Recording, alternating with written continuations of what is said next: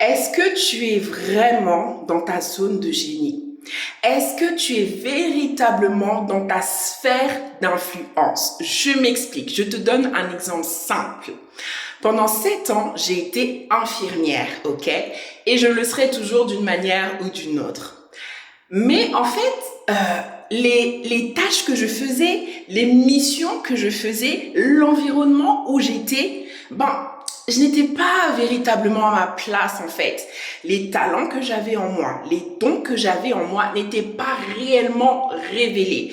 Je faisais des tâches, je faisais des missions, je les faisais très bien, mais je n'étais pas véritablement épanouie. Ça faisait du bien aux patients, avec mes collègues, ça se passait très bien, avec la hiérarchie aussi. J'étais vraiment une très bonne infirmière, mais au-delà de ça, je n'étais pas dans ma zone de génie en fait.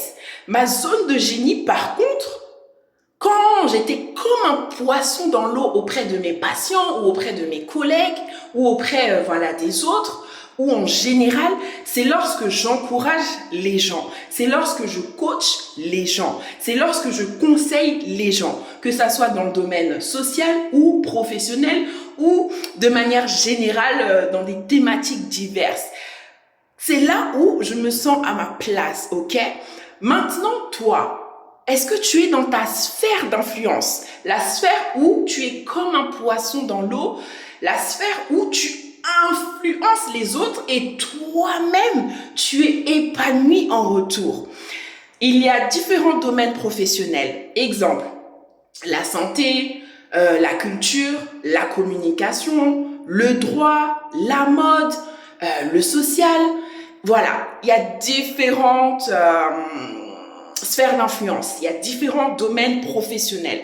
Maintenant, toi, demande-toi, ton emploi actuel, est-ce que tu aimes ce que tu fais? Est-ce que tes talents sont réellement révélés? Est-ce que tu contribues dans la vie des autres et toi-même en retour, tu te dis chaque matin, je suis à ma place, j'aime ce que je fais. Il y a des jours, on n'a pas forcément envie de se lever, mais au-delà de ça, tu sais que tu es là où il faut en fait. Tu es en paix, tu es dans un environnement qui t'apporte de la joie, qui te fait du bien en fait. Ok, c'est toutes ces choses qu'il faut regarder et bien sûr prendre en compte tout ce qui est financier, tout ce qui est rémunération, tout ce qui est salaire parce que c'est important aussi. Donc, est-ce que tu es véritablement dans ta sphère d'influence? Dis-le moi en commentaire.